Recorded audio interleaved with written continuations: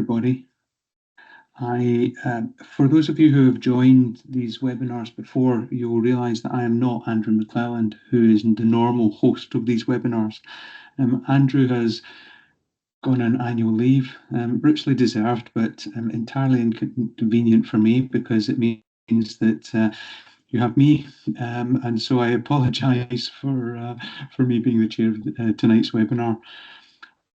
But it's a really exciting webinar, and I should introduce myself before I introduce the webinar. So I'm Duncan Shaw, and I'm Professor at the University of Manchester, and I co-chair the National Consortium for Societal Resilience and started up the International Consortium, which is thrilled to have, as one of its first webinars, Renee and Jenny come to talk to us from New Zealand, who I will introduce in a moment.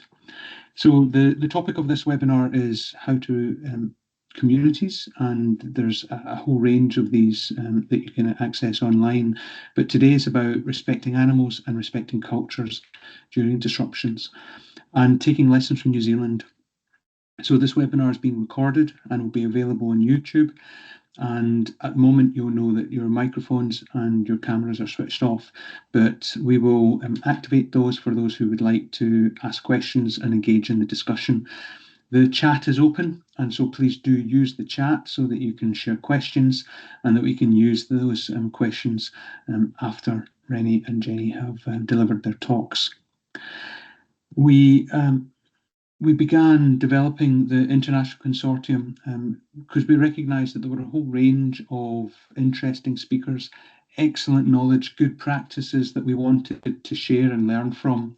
And so we brought together a range of like-minded countries and developed what we call the International Consortium for Societal Resilience.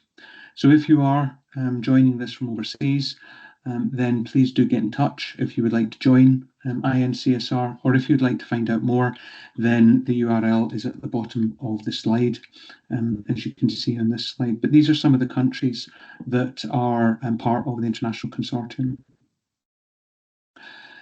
From the consortium, we have Renee Santos from Wellington region, who is going to come and talk to us about helping and safeguarding animals, and Jenny Calder, who is going to talk about different populations and how do we respect different cultures.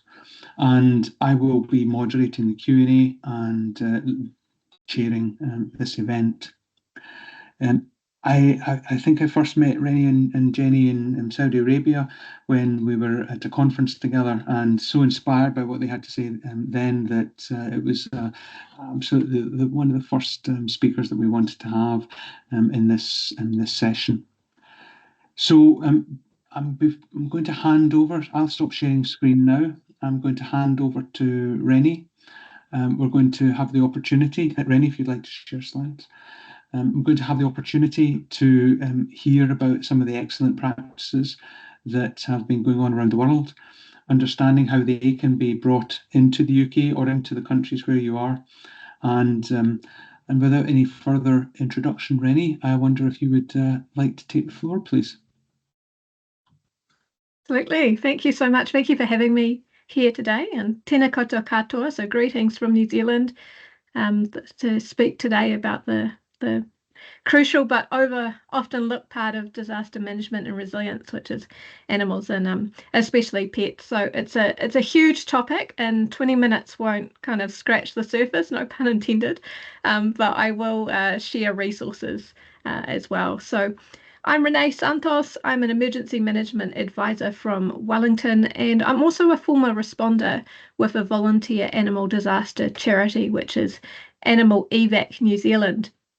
So in the session, we're going to cover the key areas, but they're all linked to the single kind of core idea, which is you can't separate human resilience from animal welfare. Now, just as a warning, there are quite a few pictures of animals and people in peril, but nothing too graphic or anything like that. So apart from the value of life, obviously, that all animals have in their own right, I would say that animal welfare in a disaster is also a very human issue. It seems to be kind of universal that when forced to choose between animals and safety, many people will choose to remain behind. And this has unfortunately led to unavoidable kind of deaths, injuries, and rescues as well. And you can see in this really powerful image from the flooding in the Philippines that it shows kind of the lengths that people will go to take care of and to save animals. So I could absolutely give you example after example of cases I know of affected people who entered cordons to get back to pets. Often the people that were kind of most upset when I was taking needs assessment were people who were really worried about their animals. And this was both kind of farmers and pet owners, and it surprised me the kind of the wide range of people, urban and rural, low or high income, and across kind of every affected country that I've seen. And you'll see a range of images from different countries in my slideshow, which makes sense really because animals fulfill a huge range of roles, and every society on earth relies on animals in some way, kind of from the beginning of time until now. But they're often still not included or prioritized in emergency management. So when we give priorities, the same priority to animals in a disaster that our community does, this picture on the screen is from one of our most recent events, the devastating Cyclone Gabrielle. And as Jenny will tell you, you can see they build them tough up north in New Zealand. So when we give them that same priority, reduce this risk to our community. So we reduce the risk of physical safety. As I said, they absolutely bypass the best of cordons and safety measures to get to their animals, and psychosocial safety as well. So one person had described to me as being reunited with their dog, going from losing everything to now having everything, which is a massive, obviously a massive change for them and a massive mindset change as well. We also reduce the risk to our response and damaging that trust that the community has in us. One of the fastest ways I've seen to damage trust and to get bad press is to be seen as neglecting or even stopping people from responding to animals in disasters. That really, that often becomes a focal point, or a flashpoint, I guess, when it comes to the, I hate the word optics, but you know what I mean, when it comes to the perception of how people were responding.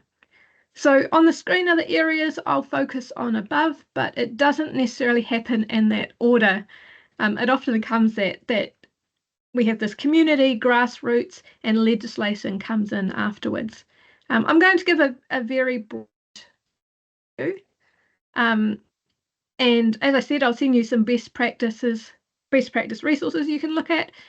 So what I kind of thought about is I'm going to tell you the what, and then afterwards I'll send you the how, so you can have a look at implementing it wherever you are.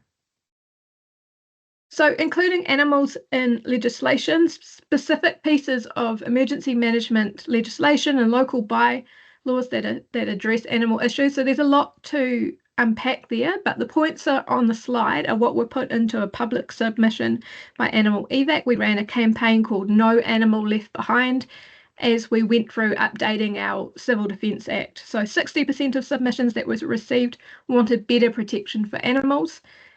It was the highest number of public submissions ever on civil defence emergency management reform, which just goes to show how important it is to people. So some examples of these kind of laws and loopholes that often contradict each other and might need to be cleared up. So in New Zealand law, animals are currently treated as property under the law, so they're not included in that risk to life. That means if you enter a house to save an animal in a disaster, you are breaking the law, and it's counted. If you uplift that animal, it can be counted as burglary. So some of the things that need to be kind of tightened up, and there's a whole host of things like that as well. So from the government side, it's really important to have those clearly defined legal roles and responsibilities around different animals, and this includes wildlife as well, and that those emergency powers are really clear between agencies in a disaster. The other thing that's important is this localized multi-agency plans. That's where it kind of really makes it work. Although New Zealand is absolutely not at the forefront of this, We are now in my area having regular multi-agency meetings that only focus on animals in disaster to kind of tabletop these issues and work through some solutions before something happens to make sure that we're all working from the same page. Animals in readiness. So public education has played a huge role in this, and that's mostly because of public interest and advocacy as well. So when I first started 6 years ago, there was no messaging around evacuate with your pets. It was kind of leave your pets behind. Now our messaging has changed to always evacuate with your pets. This led on to a whole lot of flow-on effects for preparedness. So people started planning for their pets then. Our messaging started putting out, get pet prepared and all of that kind of stuff. We've done some collabs together with local animal groups around preparedness. So they're talking about general looking after your animal when we come in with the emergency side of things. Something interesting I've found is that people who won't get ready for themselves will often get ready for their pets. So if the community is more ready for their pets, they'll be more resilient overall. And I talked about the agencies as well. So this means building those relationships with rescue groups and shelters in peacetime, not in the moment. Having those shelter arrangements in place, which I'll talk about later on, and knowing who to call for help. The other thing I found was there needed to be really integrated and coordinated animal response teams. So these can be from trusted volunteers. So teams that can deploy safely and effectively alongside those human-focused teams. So when I'm talking about that, I mean, you might have someone, if you're doing an evacuation, you might have someone from the police, you might have someone from the fire service, and then you might have someone with an animal focus as well, either a volunteer or a professional. So they're working under the umbrella of the emergency services and not outside it. Really important that they're using best practice, humane capture, triage, documentation, all of those kind of things. So this might mean co-training or upskilling with local trusted groups, training together so they can play together on the day, as it were. If the community can see that someone is looking out for their animals, they're far less likely to take risks. You do need to follow through with that though, so there's no point in that team going into a building, reporting that the animal is there and coming back and saying, hey, your animal is in the building. There does need to be the capacity to kind of rescue or uplift that animal and to reunite. You can see some of the preparedness material we've got. This is from our Facebook post. And the picture in the middle is co-training of animal responders and Red Cross responders as well. So both human and animal specialist training together. The other thing that we've done is included in our community response plans. These are at community emergency hubs. As a hub objective, one of our objectives is that animal welfare will be taken care of. So there has to be room for that wider community response to animals. Remembering that most first responders in a major event will be community members, and that includes first responders for animals as well. So in response, animals need to be considered in that decision making as part of the response. One of the kind of the stories I have, so on the night of Cyclone Gabrielle in New Zealand, I was in the coordination centre in a major city, and we were looking at a coastal town that was completely cut off. It was 2 a.m. in the morning. We had some options analysis, and we were looking at, the choices we had were kind of mandatory evacuation, or to supply people in place, or to do a mixture. So as we headed towards mandatory evacuation, and we were having our meeting around that, I kind of mentioned, what's the plan for animals? What will you do if people won't leave their animals? What if they have stock? What's the plan for keeping that stock alive, both for the farmers' well-being, but also for their livelihood? What are we going to do? And how far will we take that? So if we say that people have to leave, are we going to arrest them if they won't leave their animals? So it's things to think about, right? And we did have a real case of that in Nelson, where an elderly couple was actually arrested for refusing to leave their chickens, and that made the national news. So what we decided in the end to go with a combination of supply in place for people who wanted to stay and evacuation for people who wanted to leave. This won't always be an option, but I guess the point is that it really needs to be thought about and kind of brought to attention when you are doing those, when you're thinking about how you're responding. The other thing I would say that from the pictures on the screen, as I talked about before, so this is the floods in Pakistan, the earthquake in Turkey, and the wildfires in Australia. They have one thing in common. First responders in a major event will be community members. And I'm saying that twice because it's so important. People will try to save animals, and response needs to make a space for that, to kind of work with that energy instead of against it. And the way that happens is that it's ironed out in peacetime with clear guidelines, support for those groups, support for those people, a avenue for spontaneous volunteers who want to help animals to be integrated into existing groups, or integrated into the response through MOUs and guidelines as well. So once the immediate danger passes, obviously recovery begins, and pets are a huge part of that story. So families, we noticed in New Zealand, helping with pets reduced a huge strain on their recovery. So it helps emotional healing. It is said from some of the studies I've seen that people recover faster from losing a home and all of their belongings if their animal was okay. So practical, this might be running temporary shelters while people are getting sorted, helping with pet-friendly accommodation, supplying food or medical care so that animals can stay with their families, having a plan for abandoned and displaced animals, and opportunities for managed cordon re-entry to kind of stop people from doing them themselves. And the other thing as well to think about is making plans for that sensitive communication and returning animals that have passed as well, keeping in mind that handling this in an insensitive way could be that last trigger that causes this person's life to kind of collapse. So recovery is not just infrastructure, as you know, it's psychosocial as well.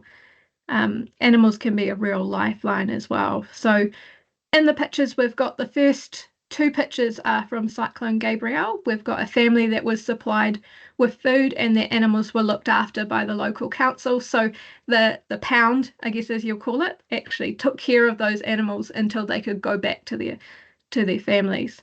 The next photo is Lucky the dog, who was found 6 days later after surviving, I think it was around 6 meters of water. And I think that picture kind of tells the story. And the flooding in Mozambique, we have volunteers that are treating animals with medical care. And down the bottom is the fires in Nelson, where cat carriers were provided so that families could, firstly, they could evacuate, and then they could keep their cats safe in their new accommodation as well as food. The other picture I pulled up is the real change that reflects the standing of animals, I guess now. Presumed dead is normally a word that we would use for humans, I guess. But in this case, it's been used for a guinea pig who was, as I said, turned up after the flooding, and again, it made national news. So co-sheltering. This is a picture people might be familiar with. This is Akane Eto, crying in the wreckage from the Japanese tsunami. What most people don't know is that she was also crying for the loss of her 13 dogs. So she spent every hour looking for them. 2 survived. This is Akane co-sheltering after the disaster. So traditionally, we separate evacuees from pets, but that creates kind of stress. It reduces compliance as well, and it worsens trauma. So co-sheltering keeps pets and animals together. It's in those zones designed to manage hygiene and safety and comfort, using those kind of modular units and staff training and clear policies. So it's safer, kinder, and more effective to keep families together or nearby. This is another example of co-sheltering from Cyclone Gabrielle. So families were actually sheltered nearby, but were able to come and take care of their animals themselves. So they fed their animals, they provided that care and looked after them. Also demonstrates the many uses, I guess, of community halls and trestle tables. They've got quite an impressive setup there. Even if we don't provide it, people will find a way. So I talked to many people during the response who were living in cars with their animals because they didn't have access to pet-friendly shelters. They couldn't access shelters or accommodation, or they were afraid of coming for help in case their animals were taken away. That was a major issue as well. And I think one example really stands out. So it was an older man who'd been evacuated from a wildfire. I was supporting needs assessment, and he said he didn't need anything, but he was having trouble sleeping. So we talked for a while around this. And eventually he mentioned this was because he was sleeping in his van with 7 cats. And he said it wasn't too bad, but sometimes they fight each other in the night. And I said, I think we can find a solution for you and your cats. But what he was worried about is that if he told somebody that, they would take his cats away from him. So as I said, people will find solutions without our help, but we can make things so much easier. And the example in the picture is actually an example of co-sheltering created from the community in the Pakistan floods. So animal inclusive disaster management is a core part of protecting those communities. I really invite you to review your own resilience initiatives, to think about, are they animal inclusive?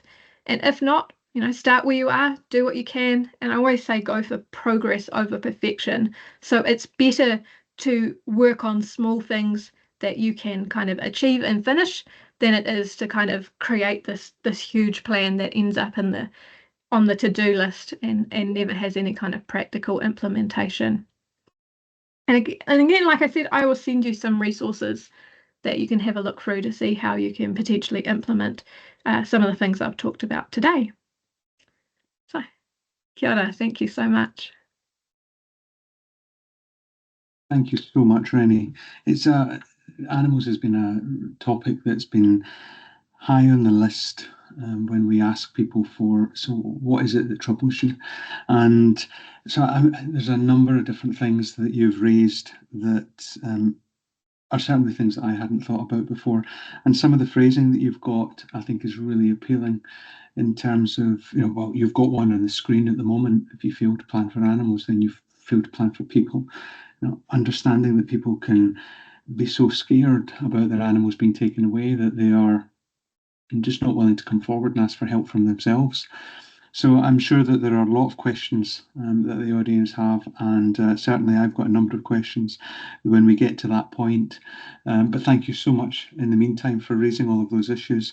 It will give us a lot of things to digest as we listen to Jenny. Thank you so much, and I will stop sharing. Wonderful. Thank you, Renee. Jenny, I wonder if I could invite you to start sharing as well, please.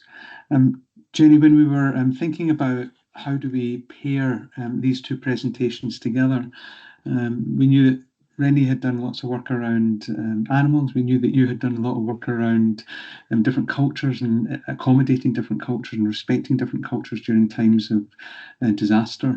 So I'm thrilled to invite you to share some of your thoughts as to how do we respect cultures during a disaster. The floor is yours when you're... Well, I can see your slides. Excellent, thank you. Yeah, atamari koutou. And thanks, Duncan, for this opportunity to share some of what we do in Aotearoa, New Zealand. And I also acknowledge the people whose photos I've used, some of my friends who happen to star in these photos. So we'll go through respecting cultures in a time of disaster.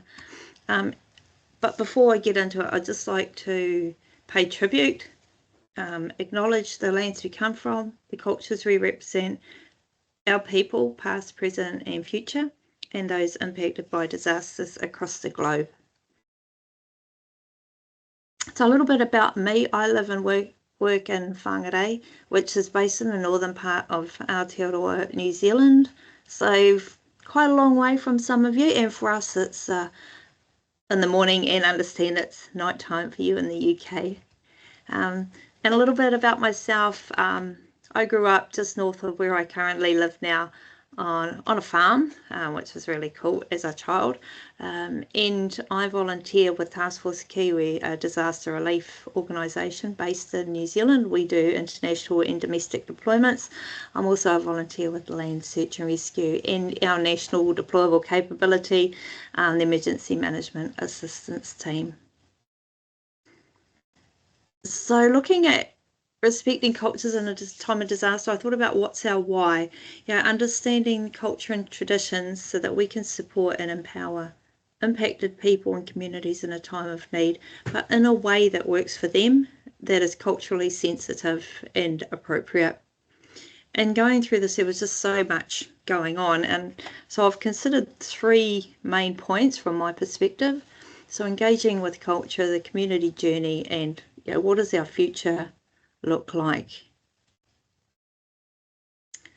So engaging with culture, and this took me down a fair rabbit hole, what does this actually look like?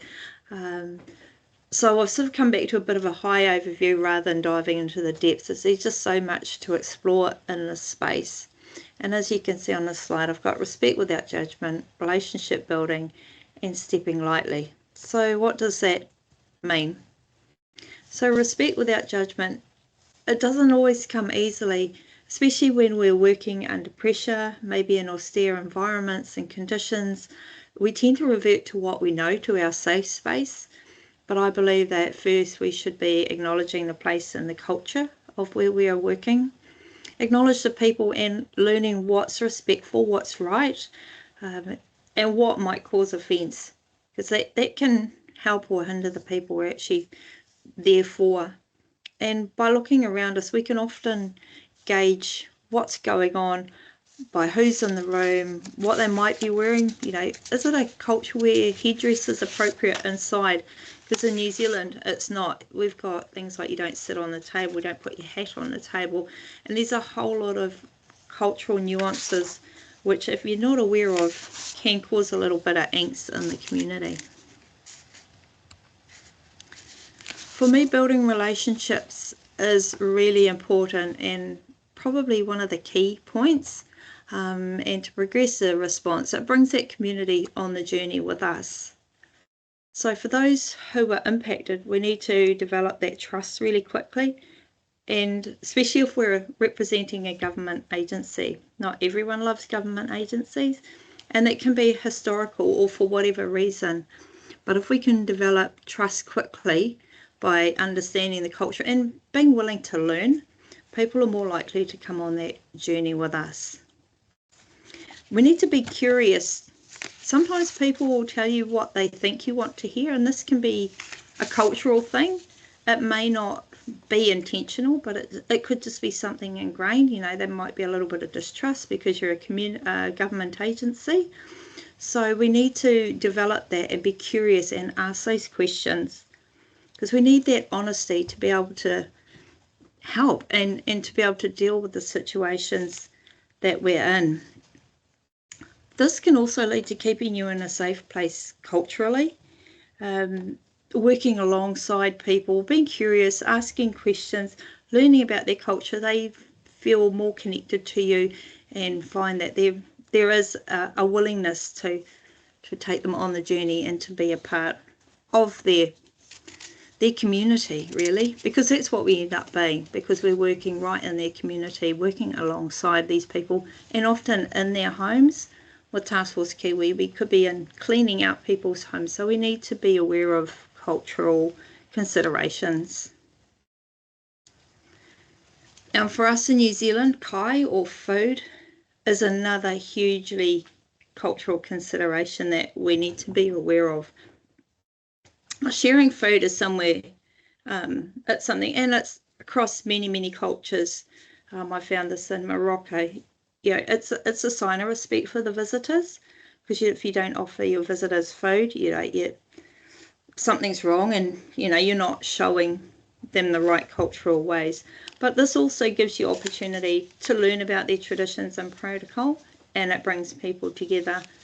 It also helps break down barriers for conversations and can be a safe way for people to seek the help that they need, rather than being standoffish. They feel a bit more included.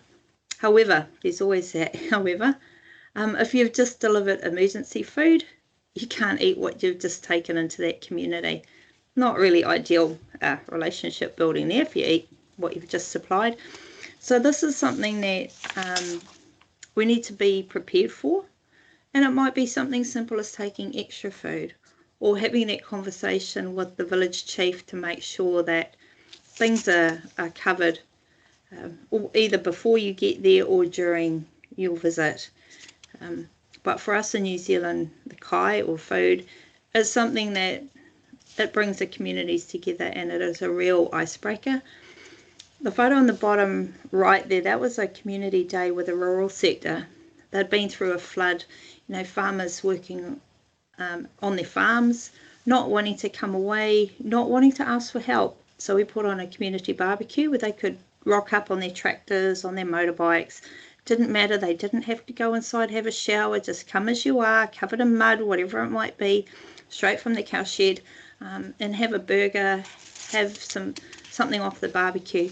And that was what got us talking, and that's where we found out the ones who needed help. One gentleman had water through his home, but he was okay. There was someone worse off than him. And that's what sort of thing we get. So, but over food, we could say, hey, look, we've got options, we can support you. And because we were going into his home, we needed to understand what his cultures were, not just in the wider community sense, but in that family, in that whānau. And stepping lightly, this is something I always say to my teams when we're going into a community. Be respectful. You know, that kind of comes across as a given, but I always remind everybody, we're dealing with people who have gone through some pretty bad times, and you know, we're going into their homes, as I said. This is their livelihood that's been damaged and their world that we're stepping into. So we need to be aware of connections to the land, the sea, the sky, the forest, whatever their traditional connections are. We also need to take care when handling treasures. So in New Zealand, that's the taonga.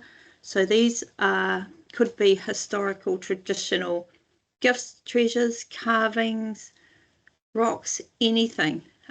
We need to be conscious of what these are, treat them and handle them appropriately, or even ask if we should be handling them at all. Is this something we can touch? And I'm also conscious of the roles of women and men. Sometimes it's appropriate for a woman to be in there, or it's appropriate for a man to be in there, or both. Yeah, so that's something we need to be really aware of. Also, places of burial and death-related rituals, they can be taboo. Different cultures have different processes around death. So we need to make sure that we're asking and seeking guidance on this. We can't assume that going into a space that where maybe death-related rituals have been carried out, we can't assume that it's okay just to be there, and even though we're there with good intent.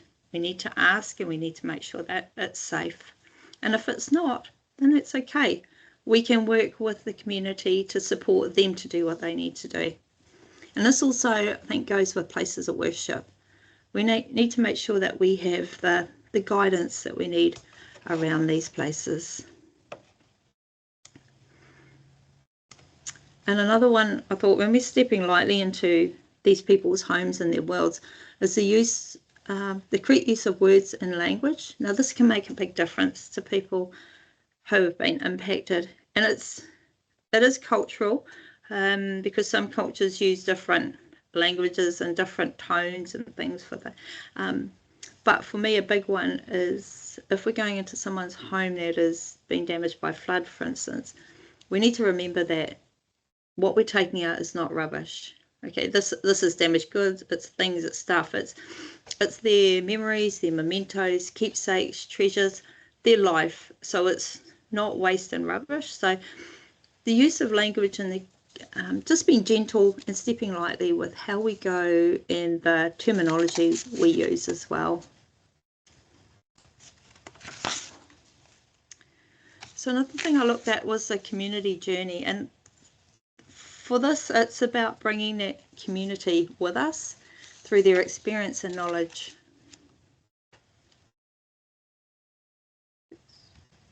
Oh, I'm just trying to change slides. Sorry, it's just had a little hiccup.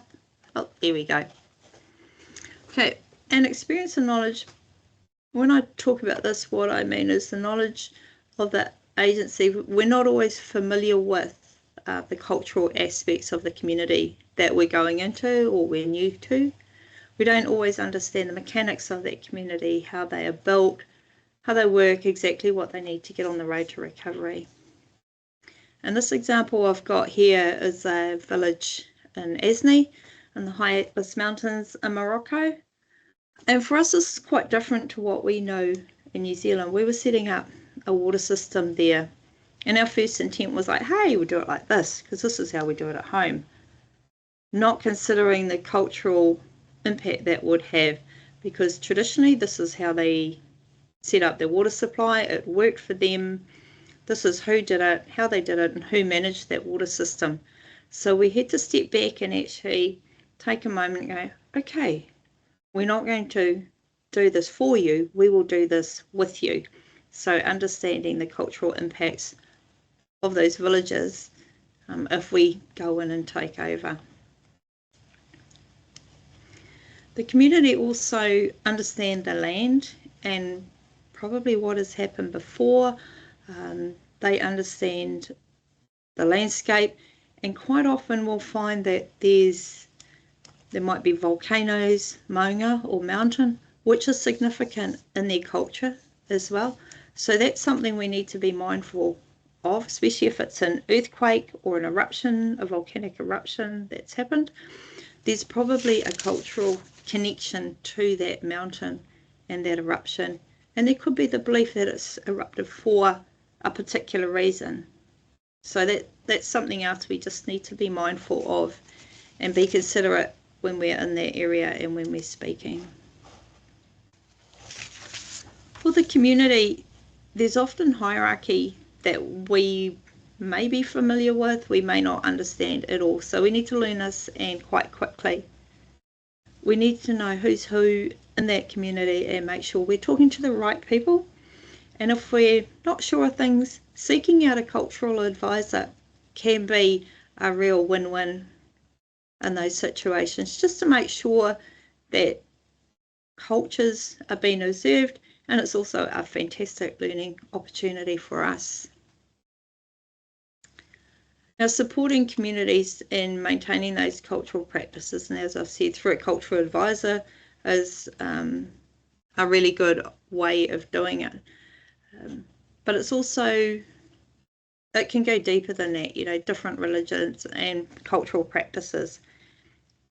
And somehow through this cultural advisor, that's what we need to understand, because that's what people will cling to in a time of need, or find they'll fall back to their religion or their safe places and practices.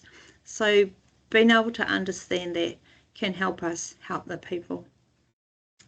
Now in New Zealand, in Aotearoa, marae is a traditional gathering place where the community carry out ceremonies, cultural practices, traditions.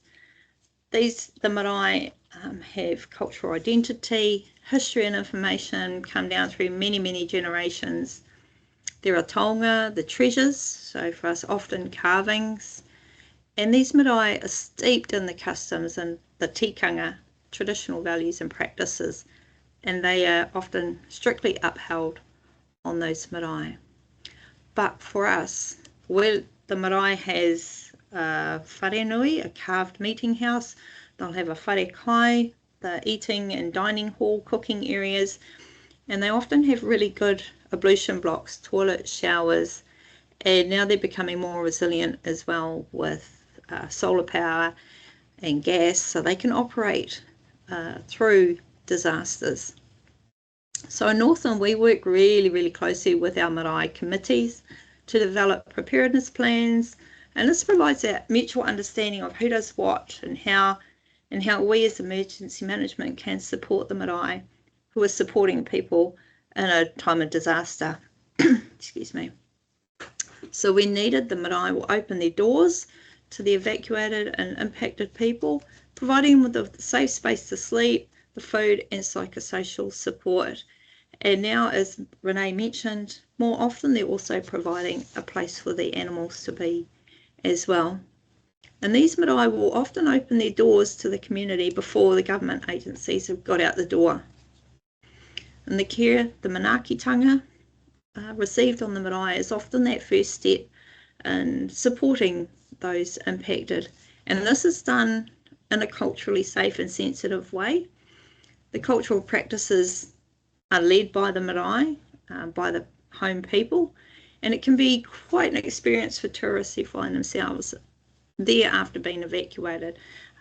We had a number of tourists in the Kokoda earthquake a few years ago who had that cultural experience on a marae, and they were so well cared for, so well looked after.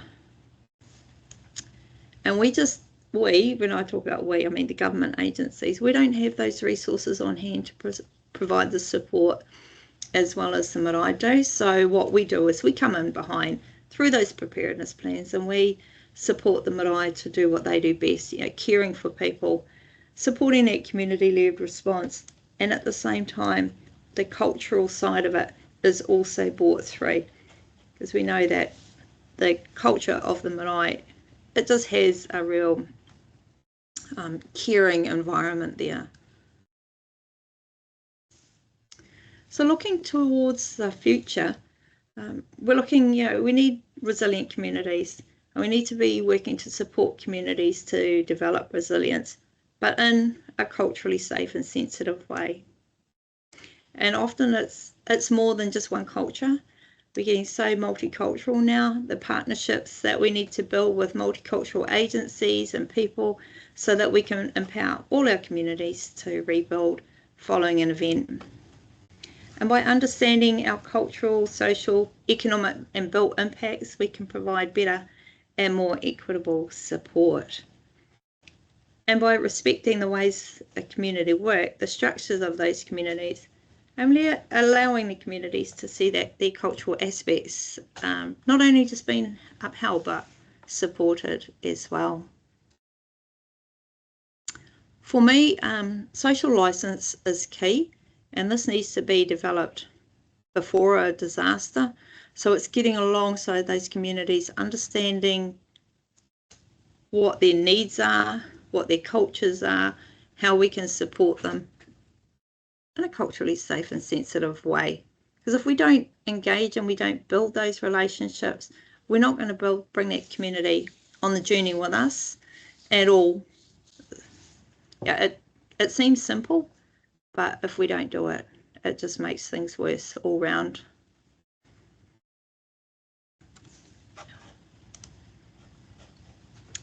And then that leads into culturally enhanced recovery. So making sure the recovery is equitable, in line with the community values and practices. So we're supporting, protecting and enhancing cultural identities and values, protecting places of significance, maintaining stewardship of the land. And if we can support a community to maintain their culture, their mana, their strength, we will see that the community is better off for it. And these photos I have here are of a site we were working on in Morocco. We were pulling down tents and helping the community get tidied up and start them back on the journey to recovery. And the children there were just so interested in what we were doing. They were just a delight, and it was so neat to be able to work alongside children. They were just carrying tent poles and carrying what they could, but they could see that by doing this, it just brought the whole community on the journey. They felt included, they felt involved, and at the same time they were able to share a little bit of their culture with us over tea and bread, even out in the middle of the tents. It was just fantastic. So to wrap up, I'd just like to leave you with two whakatauki. These are traditional Māori proverbs or sayings, and they encapsulate wisdom and cultural values. So the first one, mō tātou a mō ka uri a muri a kenei, for us and our children after us. And one that Duncan heard us say in Saudi, he aha te mea nui, he tangata he tangata. What is the most important thing in the world? It is the people, it is the people, it is the people.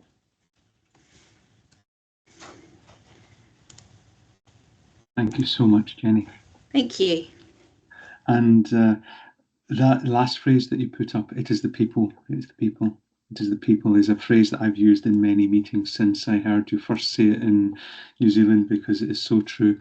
That's why we're gathering here, whether it's 7 or 6 o'clock in the morning in New Zealand, or now 8:20 in the UK, is to understand how can we do those jobs even better. And you've raised a number of really important issues that, again, I hadn't really thought about. A cultural advisor, and thinking about that in the context of the UK and what that might mean, in terms of where might that advice come from, and how easy is that to access during a very pressured event. And you also talked about the need for trust being built very quickly, swift trust. It's what I understood, and centering that potentially around food, but also thinking about, well, you can't assume. You just can't assume. You need to ask. But then who do you ask? And maybe you need to just take a moment to pause and to ask, rather than to rush in and think that your good intentions, as you said, your good intentions are enough. So a lot of really important messages there, that I will continue to ponder on as we go through some of the questions. And so thank you both to Renee and to Jenny for really stimulating talks and provoking a number of conversations, I'm sure. I wonder if I could invite you all to use the chat function, please. And I see Rebecca Matthews has put something in the chat. Thank you, Rebecca. And we'll come on to your question in just a moment. But the chat is open. I hope it is working properly. If it's not, then please feel free to put up your hand, and we will enable your microphone, we'll enable your camera, and we'll ask you to come off mute and ask your question. And so please do use that function. That's the way that we will be able to make this webinar even richer. Rebecca, your camera is potentially active, and as is your microphone. If you're able to come off mute, even switch on your camera if you're able, if you would like to ask your question, please.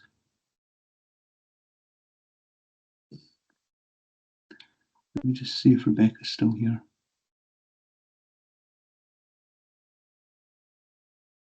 Rebecca may be having some technical issues. Rebecca, I don't hear you. So Renee, in the chat, you can see that Rebecca's asking about experiences around livestock evacuation, farm animals. You touched on that in your presentation. I wonder if you can perhaps expand on some of the considerations that you've had around farm animals.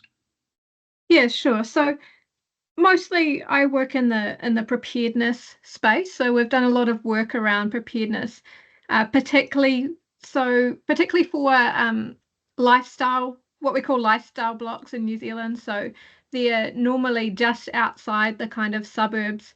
They have a parcel of land, which can be quite large sometimes, and a few animals on it, and tend to be our communities that are a little bit less prepared perhaps than farming communities who are running a full-scale farm. So we created a preparedness guide, a lifestyle block preparedness guide specifically tailored for them. Auckland created that, and then we adapted it. In terms of evacuation for biosecurity, absolutely. New Zealand probably has the strictest biosecurity in the world, I think, and it's definitely taken into account when any evacuation is happening. We have 4 agencies responsible for kind of animals in New Zealand. So we have our Ministry for Primary Industries, which looks mostly after farm animals. We have Department of Conservation, which looks after wild animals. We have Civil Defence, which supplies goods and services, and this is a very vague kind of high-level overview, and Fire and Emergency that support evacuation. So in all of those areas, biosecurity will be considered. Resources I can definitely see what I can do, and I can send some links to Duncan as well. I know that we most definitely have resources in New Zealand for farm evacuation, being a farming country. But like I said, I work in the more in the urban, suburban, semi-rural kind of. But yeah, I'll see. Short story is I'll see what I can rustle up. Duncan, I can also support what Renee is saying. I do quite a lot of work in the rural space in Northland. We are quite agricultural heavy up here, you could say. We have a lot of dairy, beef and sheep farms as well. So we do a lot of work through MPI, the Ministry of Primary Industries, and it filters down into what we call rural support trusts. So these are farmers and farm agencies who are more boots on the ground, so to speak, just coordinating locally, and we do a lot of work with them. Part of is their business continuity. It's coming out looking what they do with stock, whether they transport them off, whether they're registered on another farm. We're pushing a lot of that back onto especially the dairy farms, as part of their business continuity and their business planning. But I'm really happy to send you some links to connect in with our Rural Support Trust. And we've got a Northland Adverse Events team too, who step up from that rural sector to support the farmers during those times as well. And the other thing I would probably say is that every kind of step of that is also supported by volunteer agencies as well, that are sometimes embedded with those organisations or sometimes grassroots, but they often they're the on the coalface, as it were. But yeah, thanks, Jenny. Jenny's up in the rural area, so she knows all about it. That'd be great if you could share some of those resources with us. Renee, you talked about a how-to plan for your pets. So I've made a note of that, but those sorts of resources are invaluable for just seeing how other places are doing it. And certainly in the consortium, we've learned so much from some of the work that's been going on in New Zealand, specifically around community mercy hubs, and that's inspired a lot of our work. So I'm happy to make that available to others. Caroline, I see that some of the work that you've been doing around cultural advisors and the MOD, I think you're prepared to come off mute and maybe share some of the experiences that you've had. I can take it from sort of two different angles, if you like. So I was an army reservist and I've been out in Iraq, and the cultural advisors were hugely important to us, for us to not make an absolute faux pas when we were actually out on the ground and things like that. So just understanding the local community was absolutely essential. Different hat on now, an emergency planning manager within a local authority, and in 21, 2020, no, it wasn't 2021, I can't remember now. Time just goes by, doesn't it? A couple of years ago, and when up-pitting happened, when we had the Afghans emergency evacuation from Afghanistan, and more recently, as they've been coming through back from the MOD, we have got quite a number of hotels and other communities across the UK that have Afghans in it, and importantly there was quite a lot of anxiety within the communities about a lot of Afghans all of a sudden being within their communities, and what that would all mean, and what the MOD have done is had cultural advisors that will come in to explain, and it goes both ways. So within the hotel, the cultural advisors will talk about the UK side of things so that the Afghans can understand our ways of working, if you like, but equally just understanding from the Afghan point of view, just for the local community, how just they're all human beings. It's just slightly different angles on things and how we need to tackle things, if you like. There can be different family dynamics that the Afghans maybe need to understand, that we don't hit children in this country, for as a an example, which may not have been such a bad thing for them anyway in Afghanistan. So the little cultural things. So and I think that can be replicated. It's a lot more organised now. When the first Afghans came across, that wasn't the case quite so much. And what we reached out to do was actually look for Afghans and the mosques to come and help us to understand a little bit more about the cultural side of things. So again, we weren't putting a great big size 20s into it. So I think there's always that little bit of rush in and try and do your best, but sometimes there's a little bit of step back and get help from the people that will know better about what the cultural differences might be, so that you know, I can remember sitting next to an American soldier and kicking her because she had her feet up and her soles of her feet were showing. That's just like, no, get them down, because it's just not the thing that you do with the Muslim community. Little things, but it can make a big difference as to how you can make a good impression or absolutely make a complete mess about it. So I think that'd be my bit into the cultural advisors. Thank you, Caroline. Jenny, a lot of what Caroline says very much chimes with what you've been saying. I just wondered if it had any response, or Renee. No, it does, Caroline. It's absolutely fantastic, and I totally understand what you mean about having to kick the person next to you. Sometimes it's just through, you just forget, or it's just you don't know what you don't know. But I think, you know, and if we do know, we need, like you did, you take that step to say, hey, that's not appropriate, because it could cause all sorts of troubles. And you might think they're only little, but it can all grow, and it becomes that reputational thing as well.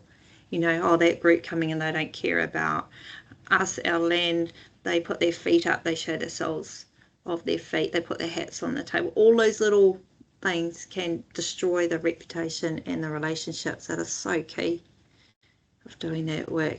And one thing I didn't mention was also taking photographs. You know, in the Western world, phones are out everywhere, click, click, click, loads of photos straight, you know, uploaded to social media and different platforms within seconds. And it's something that when we're going into these places, we need to be mindful.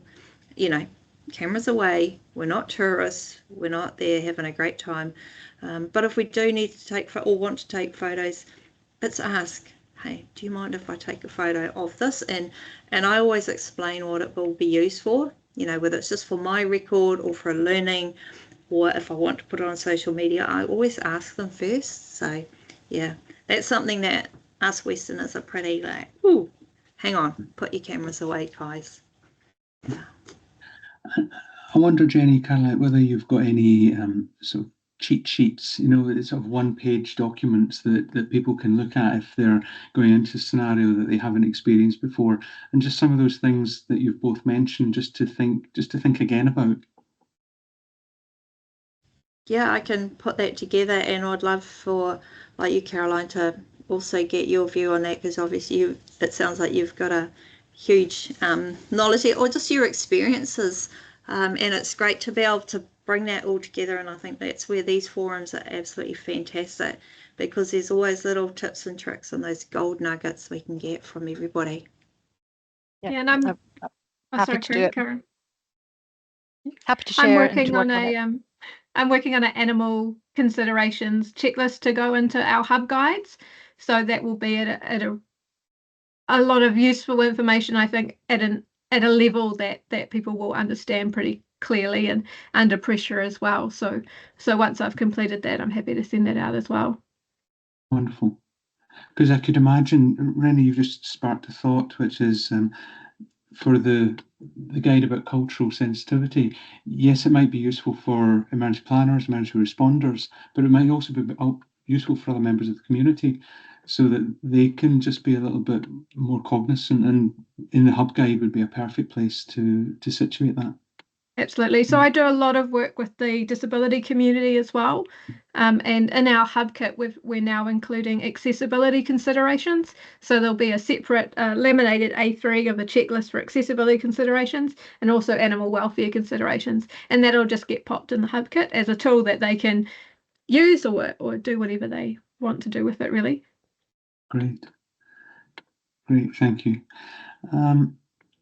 If I may move the conversation on slightly. So I noticed that Jackie Semple has a comment in the chat about the work, Jackie, you've been doing in Saudi. And of course, Renee, Jenny, Jackie and myself were in Saudi, gosh, few months ago now. Jackie, I wonder if you're able to come off mute and just share some of the experiences of how you found moving into quite a different place.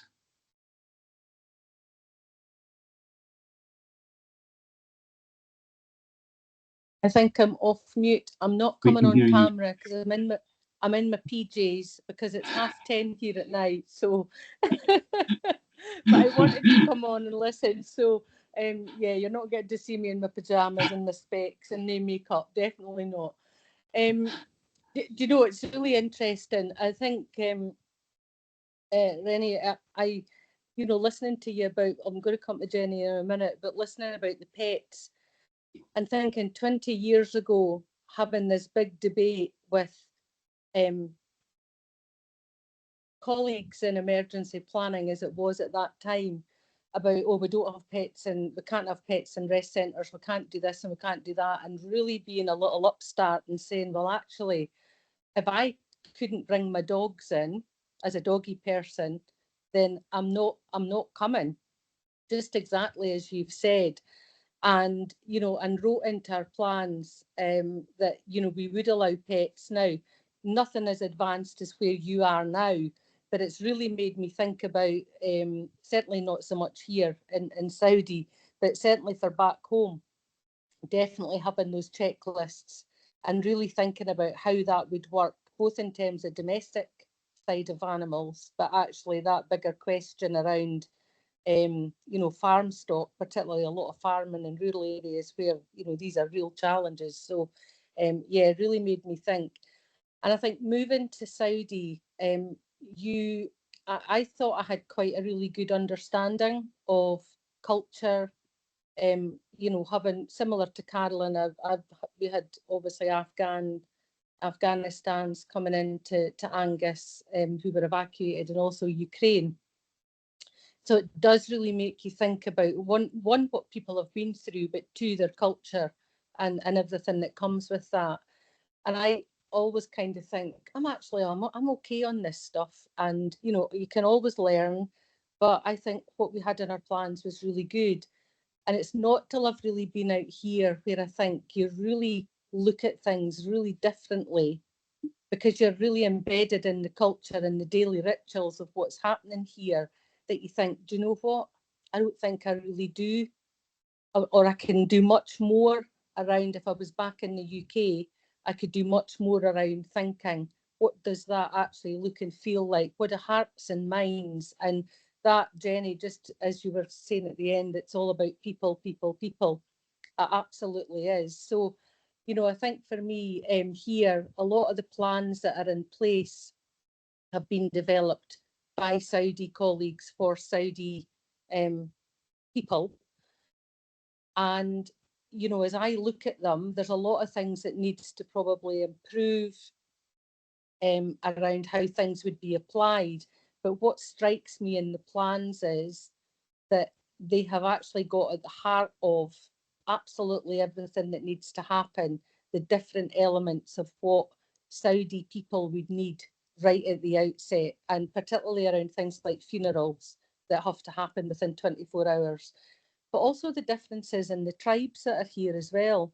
You know, so it's a bit like you kind of think, oh, I'm in Saudi, I'm in a predominantly Muslim country, and respecting all of those things. But actually there's different tribes, there's different approaches, there's different, so it's recognising the diversity of that. And that's the same wherever you are, not just in Saudi, it's the same anywhere. So you've really kind of made me think. You did last year when we saw you in December, when I listened to the panel that when you were on with Duncan, really made me think. And I think you've come out with some other things tonight that you think are basic and you take for granted, that you think you're actually doing them. I'm thinking, do you know what, we're not doing enough. So absolutely, this forum and being online and bringing the practice together. And I think in New Zealand, you guys have got such brilliant resources, both in terms of emergency management, but things like the Red Cross companion through the chaos for recovery. I used that when we had really significant flooding 2 years ago. Amazing resources. So thank you for coming on and sharing. and nice to see you. And sorry, I'm not sharing my lovely photograph. Yeah, lovely to see you as well, Jackie. And I think the change in perception of animals has been huge. And a lot of that came from after what excuse me, what happened in Katrina, where, you know, the reason given for failure to evacuate by 44% of the people were they were told to leave their animals, and so they decided not to evacuate. And then that led to the PAWS, PAWS legislation that now made it mandatory to include animals in evacuations and to consider them as part of the response. So that, I think that was a massive change, and it's been really hard won knowledge at the cost, and unfortunately at the cost of people and animals. So we hope that that's something will continue to change in the future. Thank you, Renee. And you said something during your talk, which was around, it was realised that saving an animal in disaster could be theft, or it could be animal, I wrote down animal napping. I'm not quite sure what the right term is, but animal theft. How was that discovered? Was that in an exercise? Did it go to court? How was that realised? So we had some major flooding in a place called Edgecombe. I can't remember what year it was, but we had an incident where a river stop bank failed and caused significant flooding in the town. And as a result of that, there were a lot of animal concerns.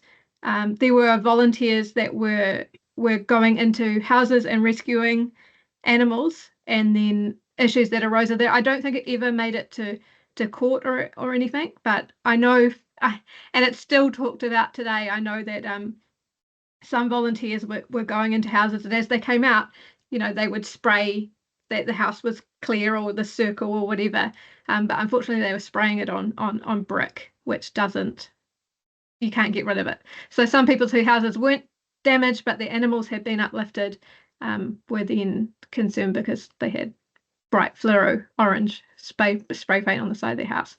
So there were some kind of issues that came out of there that then meant that animal evac was established from that, and then they've done a whole lot of advocacy work along with many others to include animals in response. So thankfully I'm not aware of anybody that has been arrested for uplifting an animal in a disaster yet, but it is it's an ongoing concern, I guess, that we're hoping legislation will clear up.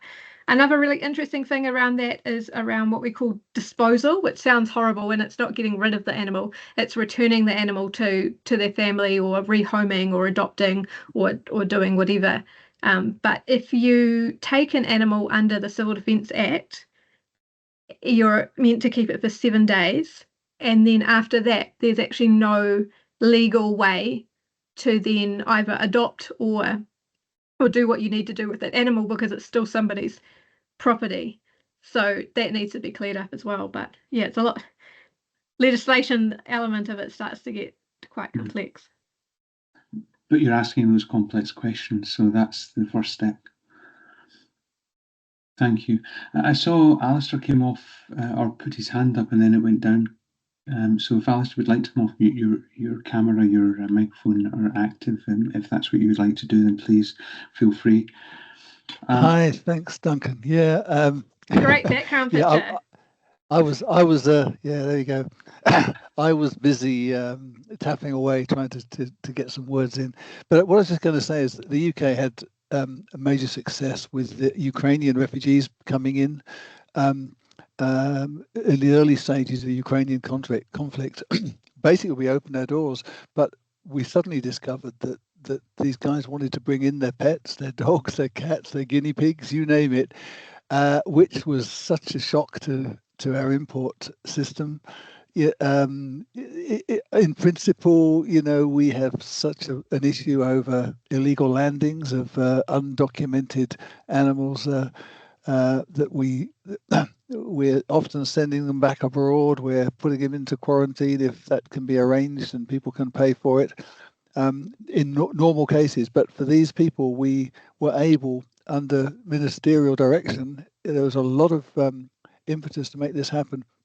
And we were able to put them into home quarantine in many cases, sometimes kennel quarantine, and go through all very rapid checking. We had a whole team of people working at our ports dealing with this. And I've just flicked through the comments that were coming back from the people who actually had their pets received and dealt with. And it's a major PR coup, really. You know, the appreciation for what we did is immense. And I just would say, you know, in those dreadful circumstances, to many of them had already either lost relatives or certainly lost homes and things, but also to lose their pets was going to be a really serious issue for them. And we were able to facilitate it. And I think it's a tremendous success. And I'm really proud of our team and really proud of our government who stood up and didn't allow bureaucracy to get in the way. Yeah, that's fantastic. And imagining as well, even the evacuation of somebody managing to get their animal out of a country at war or in a disaster. I've heard incredible stories. I think one from Lebanon where a teenager had carried his dog an insane distance to get to safety across the border, you know. So they've gone through all of this, they've got to safety, they've managed to get their pet out with them, and then to be separated from their last kind of lifeline and not to know where that animal's gone, even from a biosecurity lens, is really traumatic. Something else that came into my mind as we were chatting was the idea of boundaries, Jenny. And when you talked about the marae, a boundary with a chief, you know, and is almost quite a distinct piece of land, perhaps unlike some of the urban areas that we might have in the UK or other places. I just wonder how some of the lessons that you've learned from those more sort of more structured environments, how you find that they translate into urban environments or places where there's much less structure. Yeah, with our marae, we'll have communities who associate with that marae, and the boundaries themselves aren't as rigid as I probably didn't explain it as well, but they're not really rigid. They can cross over boundaries, and you can have more than one marae that you affiliate to through your genealogy. But also in town, the more urban maraes, they still hold that protocols, that tikanga, those practices. So it's still upheld in the urban environment.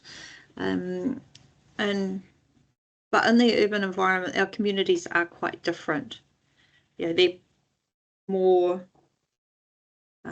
reliant on services, and probably, and I know to a less extent, they are a lot less resilient. But we still have the marae opening their doors in the time of need in an urban environment, and particularly for people, you know, the homeless people who have nowhere else to go. The marae are really great at supporting the homeless people. They don't have the means to get in a car and go to a motel or whatever it might be, and often they don't have that social connection with family and friends as well. They've sometimes chosen quite a different lifestyle.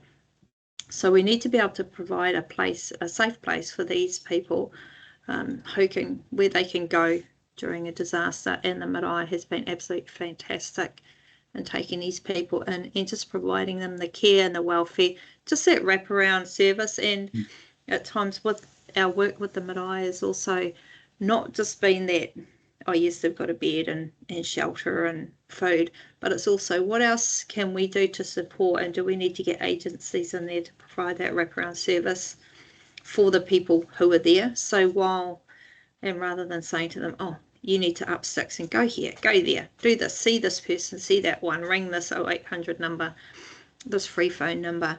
It's okay, let's send the agencies there. So over a cup of tea, they can have that conversation about what support they need, whether it's financial or clothing or everything else, you know. So we're keeping them comfortable, dry, safe, warm, sending our agencies to them, and the marae is a great place to do that. Over a cup of tea, of course. Or some food. Great, thank you, Jenny. Just returning to some of the questions around animals, Renee. I see Ian has a question in the chat, and maybe Ian, maybe you feel comfortable coming off mute and sharing what's been going on in the UK around paw prints, and then we'll move to Rebecca, and we'll try Rebecca again and see if we're able to hear from Rebecca about special arrangements for endangered animals. Ian, are you able to come off mute?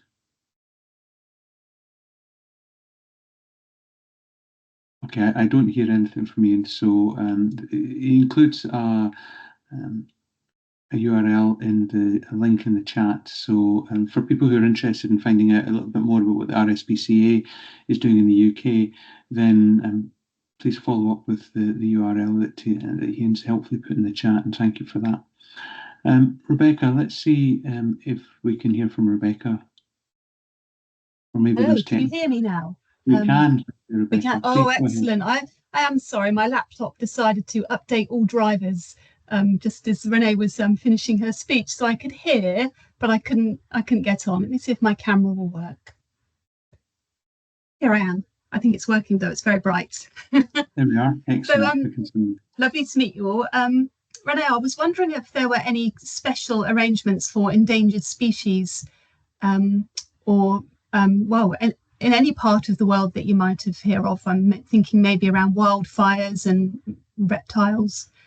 Well, anything really, because I haven't managed to find anything in my secondary research. Yes, certainly. And the two examples I would use from New Zealand, firstly, when we had the Kaikoura earthquake, and I'm just going to quickly share my screen. I think that will work. Can you see that picture up now?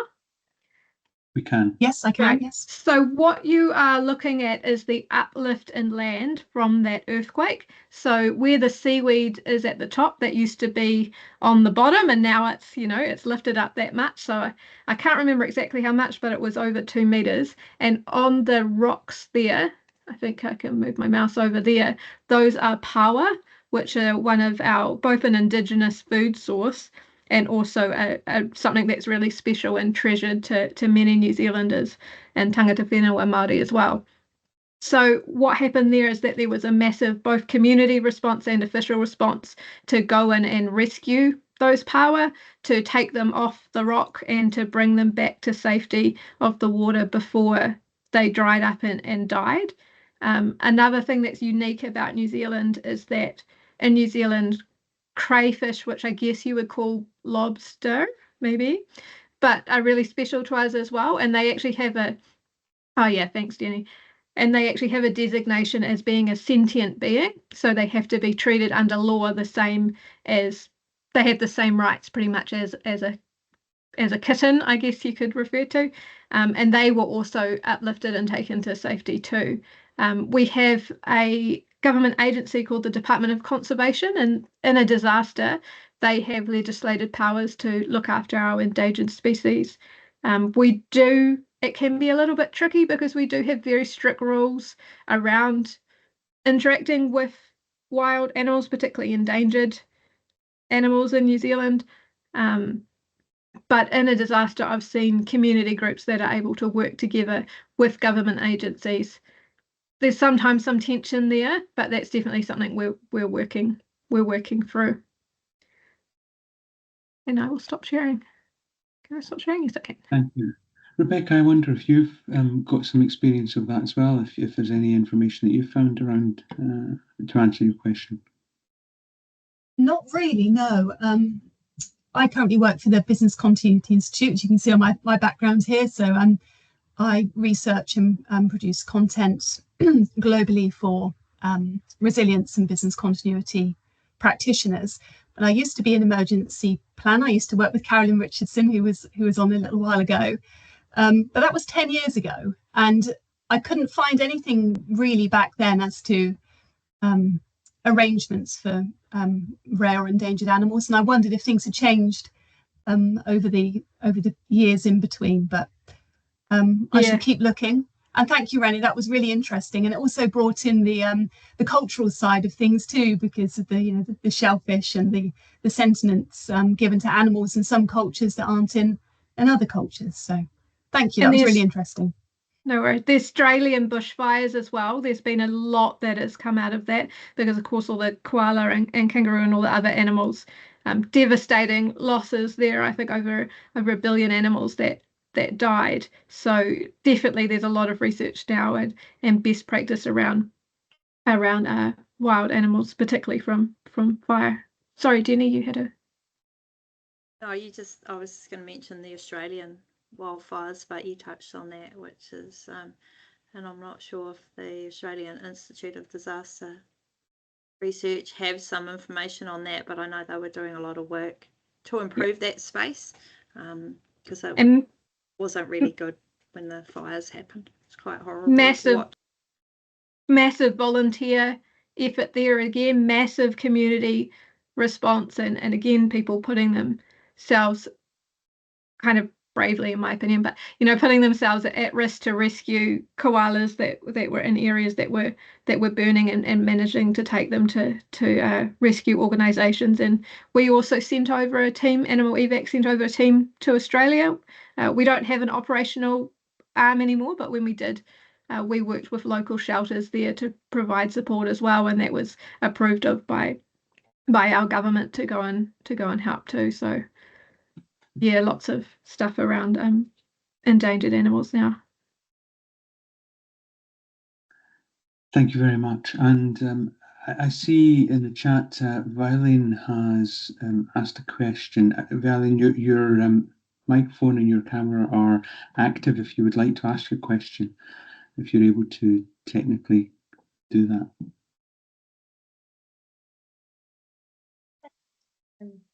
My question was around... just a little quiet, Violin. I wonder if you could speak up a bit, please. Oh, is that better? Wonderful. Sorry, my mic on my headset was up. That's why. Sorry about that. Yeah, my question was around conflict that I can imagine can appear maybe between community members regarding maybe pets that could be deemed dangerous to other people, and does that maybe bring problems within hubs maybe, or safety centers, and if you have any advice on how to manage these kind of situations, and if you've got any examples that you may have come across in your work. Yeah, sure. And sheltering animals in general is just such a massive, such a huge issue.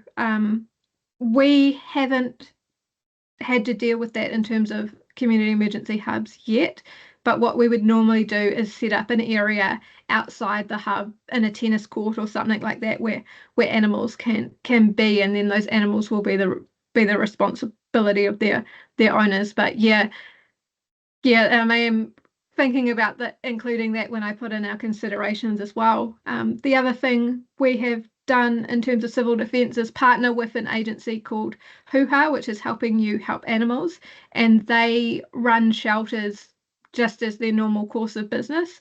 So getting those people in that are experienced, that do this daily, setting up shelters and running shelters and managing safety and managing health as well, having those people with that knowledge there, whether they're community groups or whether they're legislated agencies. Yeah, I think that's probably one of the solutions, but it's definitely something to investigate further.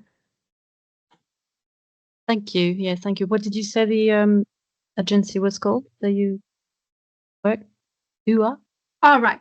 So I work for Civil Defence, which is Wellington Region Emergency Management, but I used to volunteer with Animal Evac New Zealand. We no longer have a response arm, but still very active in the advocacy space, and a whole lot of resources on there as well. Okay, thank you very much. So I think with one eye on time, I'm sure that we could keep chatting about this topic for such a long time, especially given the really helpful answers that Renee and Jenny are giving us around these very, really challenging issues.